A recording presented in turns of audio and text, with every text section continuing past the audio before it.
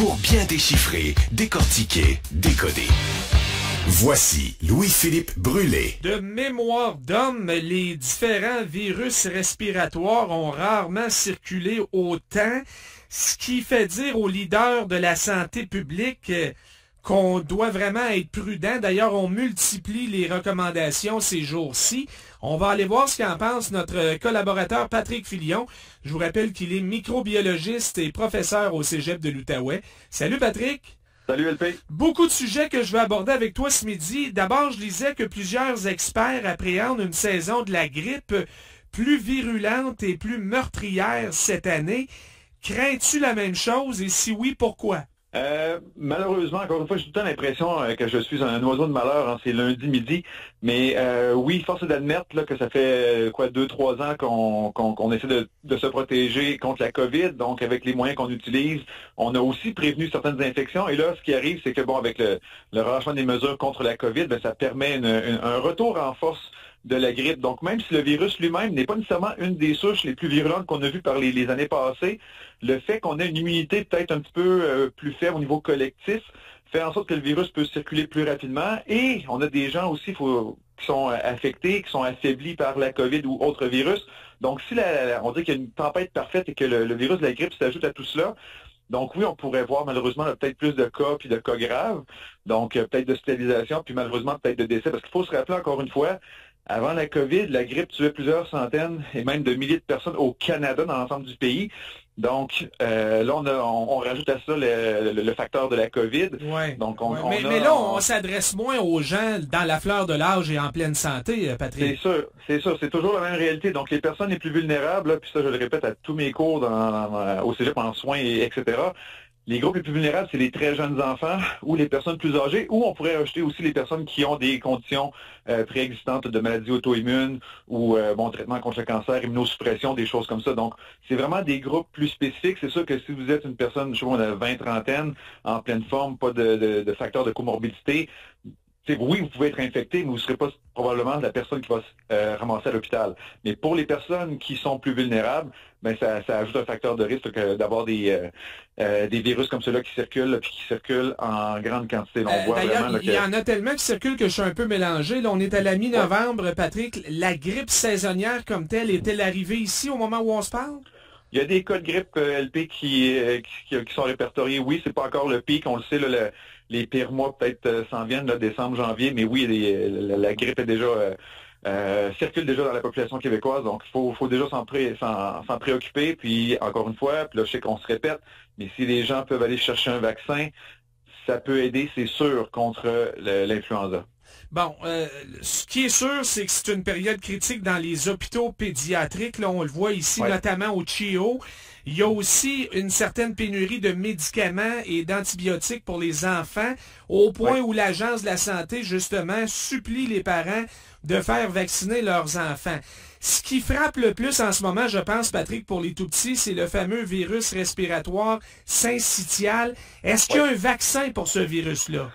Oui, comme tel, il n'y a pas de vaccin. Donc, juste rappeler, un vaccin, donc c'est quelque chose qu'on administre pour que l'enfant ou la personne produise elle-même ses propres anticorps. Donc, pour l'instant, contre le VRS, on n'a pas de vaccin préventif. Toutefois, une fois que les enfants sont affectés, donc on a plusieurs moyens de les traiter sans nécessairement guérir comme tel, mais on peut atténuer les symptômes. Donc, il y a des administrations d'anticorps monoclonaux. Donc, ce sont des anticorps qui ont été fabriqués ailleurs, donc en laboratoire ou chez d'autres personnes, ou peu importe. Et là, on administre ces anticorps-là une fois que l'enfant est malade pour l'aider à lutter contre le virus. Mais comme tel, on ne peut pas prévenir comme on pourrait le faire, par exemple, avec d'autres types de vaccins que les enfants reçoivent. Ouais, ça, ces anticorps-là, on ne peut pas juste aller chercher ça à la pharmacie si on pense que notre enfant est affecté par le VRS, là.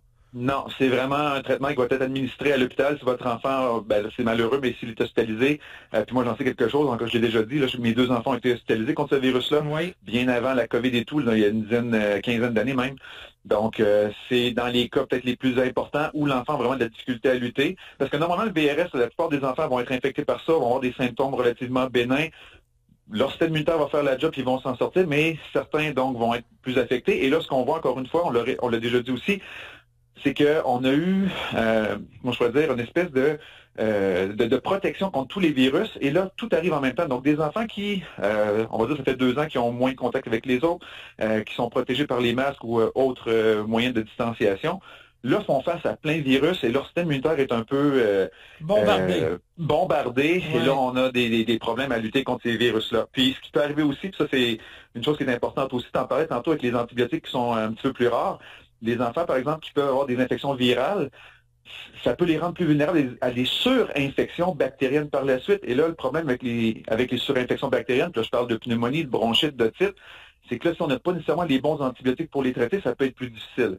Donc, c'est plein de choses à prendre en considération. Là, si vous avez de jeunes enfants, il faut le plus possible, dans la mesure du possible, les protéger parce que ils sont plus vulnérables et là, les hôpitaux, justement, sont débordés. Oui, alors d'où l'appel au vaccin, notamment contre la grippe, la COVID-19, mais je le sais, Patrick, là, puis c'était en lien avec l'écœurantite aiguë, mais il y a pas mal de parents qui hésitent à faire vacciner, surtout les petits-enfants, les plus jeunes. C'est quoi ton message pour ces parents-là?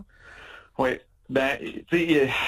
Encore une fois, j'ai été parent moi-même, là, mais je le suis encore, mais il faut penser à eux en premier. Puis des fois, la vaccination, ça peut passer par la vaccination des parents aussi. Moi, je l'ai fait longtemps de vacciner contre la grippe pour protéger mon enfant qui, des suites du VRS, est devenu asthmatique. Parce qu'un enfant asthmatique va être encore plus vulnérable, plus fragile à la grippe. Donc, il faut prendre les mesures pour protéger nos enfants. Je pense que là, on touche vraiment quelque chose d'émotif. Là. On s'appelle la COVID, on parlait souvent plus des personnes âgées, mais là, on parle vraiment de nos enfants. Puis il n'y a rien de plus triste là, puis d'épouvantable pour un parent de voir son enfant souffrir et être malade. Donc, si on veut les protéger, ben la vaccination, c'est un outil, mais il y a aussi tout ce qui est l'hygiène respiratoire, la protection avec la distanciation. Si votre enfant est malade, idéalement, peut-être le garder à la maison. Mais là, regarde, je t'arrête, Patrick, parce que regarde comment c'est dur à suivre pour les parents qui nous écoutent, là. Là, tu nous dis ça, puis la santé publique dit la même chose, mais d'un autre côté, là, depuis la semaine passée, là, au Québec, un enfant qui teste positif à la COVID et qui a des symptômes, que ce soit de la toux, le nez qui coule, etc., peut quand même aller au service de garde, sauf s'il fait de la fièvre. Oui, c'est le seul symptôme qu'on va, disons, exiger que l'enfant ne soit pas présent, c'est la fièvre. Donc là, ça devient, écoute... Et ces enfants-là ne portent pas le masque, les tout-petits, là? Non, ils ne portent pas à cet âge-là.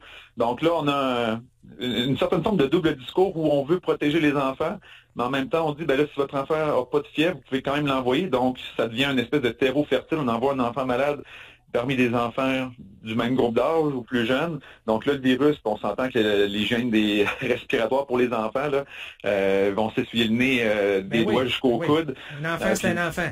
Oui, puis on a tous passé par là. Donc là, il y a une espèce de paradoxe là-dedans où on veut protéger les enfants, mais en même temps, on leur dit, ben vous pouvez aller au service de garde et tout ça. Puis des fois, on sait que les parents n'ont peut-être pas le choix. Là, il faut mettre du pain sur la table pour aller chercher notre revenu. Mais c'est vraiment, écoute, c'est compliqué. Là. Moi, je suis heureux que mes enfants soient maintenant des ados parce que être un parent de jeunes enfants, là, c'est un gros casse-tête présentement parce qu'on veut les protéger, mais en même temps, on se fait dire qu'on a le droit d'aller les porter au service de garde, mais c'est là où les gardes-rites se propagent. Donc, ça devient très compliqué. Là. Bon, le masque maintenant... je peux pas croire qu'on va revenir à l'obligation de le porter avec des contraventions pour ceux qui refusent de le faire, mais on y songe sérieusement en Ontario, là. J'écoutais le directeur de la santé publique de l'Est ontarien sur nos ondes ce matin. Il disait on se donne 7 à 10 jours, puis si les gens comprennent pas le message, on va revenir avec une loi, un règlement. C'est quoi ton point de vue là-dessus, Patrick? Ouais.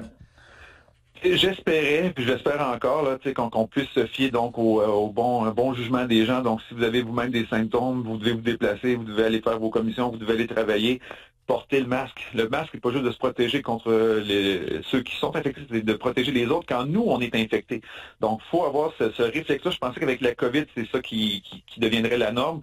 Donc, j'ose espérer qu'on n'en viendra pas encore une fois à l'imposer, parce que ça va mener à plein de grognes, puis puis peut-être même plus. Honnêtement, je crains vraiment, si on recommence à imposer des choses avec des contraventions, là, je crains un dérapage. Oui, puis moi, je pense pas qu'on veut aller là, parce que les gouvernements en sont conscients de ça aussi.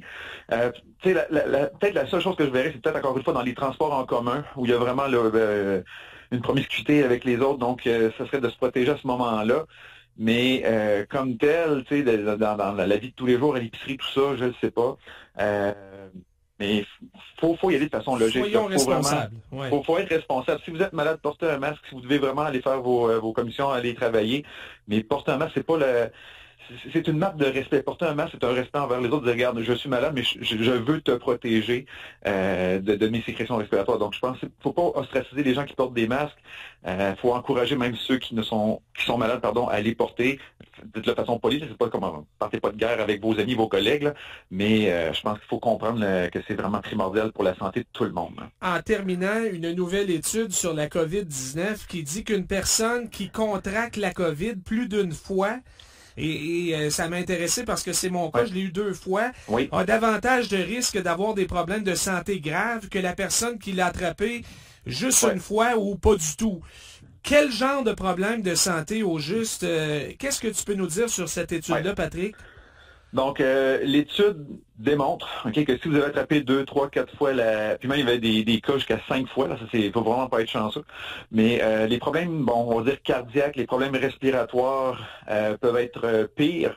Donc, il y a vraiment des conséquences. Statistiquement, il y a des conséquences, mais si je peux faire une petite parenthèse, il y a un certain biais dans l'étude, c'est que l'étude a été basée surtout chez des hommes blancs de plus, je pense, de 60 ans. Donc, c'est vraiment, encore une fois, un groupe qui est déjà prédisposé à certains problèmes, donc qui sont plus fragiles. Donc, oui, on voit qu'il y a une recrudescence, une augmentation des problématiques liées à pas une surinfection, mais une double, triple infection à COVID. Mais c'est vraiment envers un groupe particulier. Donc, je crois, LP, que t'es quand même pas dans ce groupe cible-là. Pas encore. Pas encore. LP, t'es bon pour une couple d'années. Fait que moi, je dormirais sur mes 2 oreilles, mais c'est sûr que si, encore une fois, quelqu'un qui est plus âgé, puis encore une fois, les facteurs qui peuvent aggraver, là, si vous avez déjà des problèmes cardiaques, haute pression, des problèmes comme ça, ça peut avoir des conséquences plus graves. Mais on cible vraiment plus un groupe en particulier. Donc, faut pas voir ça là, à grande échelle là, pour tous les groupes d'âge dans la population. Ouais, il y aura sûrement des suivis là-dessus, éventuellement, on pourra s'en reparler. Ben, merci beaucoup, Patrick. Toujours un plaisir. Faites attention à vous autres. Oui, ben c'est ça, là. On va espérer que... Tu sais, parce qu'on des fois, on pourrait paniquer un petit peu en écoutant tout ce qui se passe. On va quand même prendre notre gaz égal, comme on dit. Puis si on est responsable, ben on peut penser qu'on va bien s'en tirer. C'est pas la fin du monde non plus. Alors, on se reparle assurément la semaine prochaine. C'est sûr, LP. Bonne journée. Merci, bonne semaine.